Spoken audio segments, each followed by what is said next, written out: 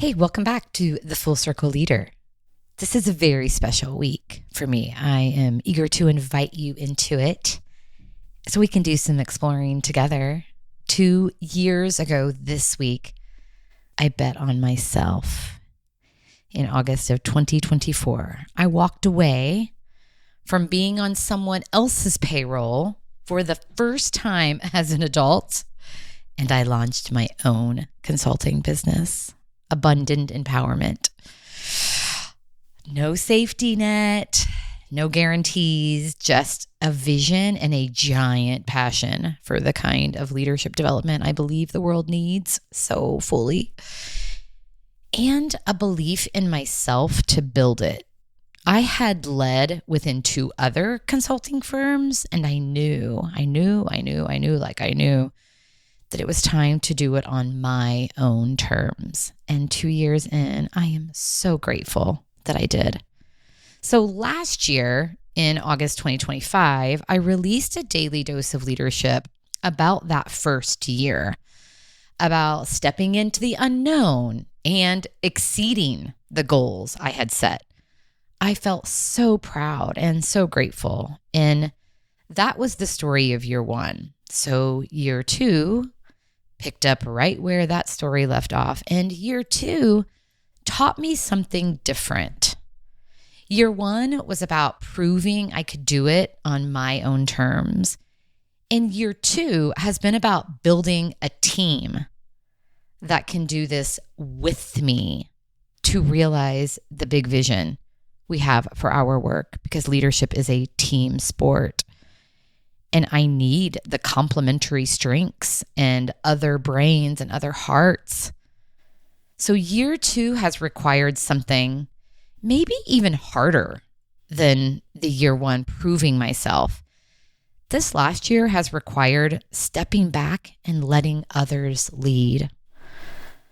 My partner, Nick, is now the CEO of Abundant Empowerment. He oversees all of the operations across all of our brands and the communities that we're building, because he is a genius at connecting the dots and making sure everything stays aligned. He has such a remarkable way of zooming in while recognizing the whole and how each of the parts play such an important role. And then our colleague Nicole is leading day-to-day operations, making sure our client work stays consistent and high quality across the board as we grow. And my role is leading sales and delivery, which I love. I love the work. And we've also added Grace to the team, leading marketing and social media. She brings this new energy and focus to our brand. And we didn't land in these roles by accident. We landed there by being honest about where each of us is strongest and choosing to leverage our strengths instead of competing or defaulting to whoever felt most comfortable holding a title. And that's not always the easy path. Letting go of pieces I used to carry alone has taken honesty and knowing where my energy is best suited within our business.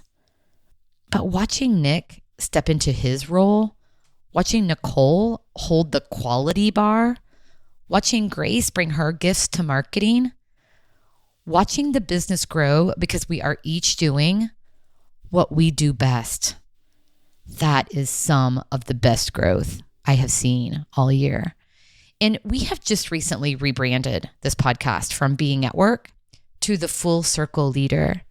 And this year has felt like the name coming full circle for me. And this year, that meant being the kind of leader who can hand things off when others are in a better position to do those things. Being a leader who can trust someone else with a piece of the vision that is so important to me. Being a leader who can find her own genius while making room for someone else's. That's what year 2 has been about. And it has been a challenge. Managing capacity has been real. knowing where we can stretch and where we'll break if we're not careful. Staying connected to our purpose has taken a lot of intentionality, especially on the weeks that get busy and get loud. And growing smart, not just growing fast, has meant saying no to things that would have been easy yeses a year ago. So the growth in year 2 has not been about doing more. It has been about seeing more clearly. Seeing where Nick's gift for alignment matters more than my instinct to hold everything together myself. Seeing where Nicole's eye for consistency protects our clients better than I ever could alone. Seeing where Grace's creativity says something I couldn't say the same way. Letting go of those pieces has not felt like losing control. It has felt like building something strong enough to hold the vision that we have, and knowing that there's no way I could ever accomplish that on my own. I need the team. So here's what I would ask you today. Where are you still holding something that someone else on your team could do better than you? What would it look like to hand it over, not because you are stepping back from leading, but because you are stepping into a bigger version of your leadership? Celebrate the year you are in, whatever number it is for you. Look at what's grown, not just in the business, but what has grown within you. What a great way to take care of yourself and ultimately each other.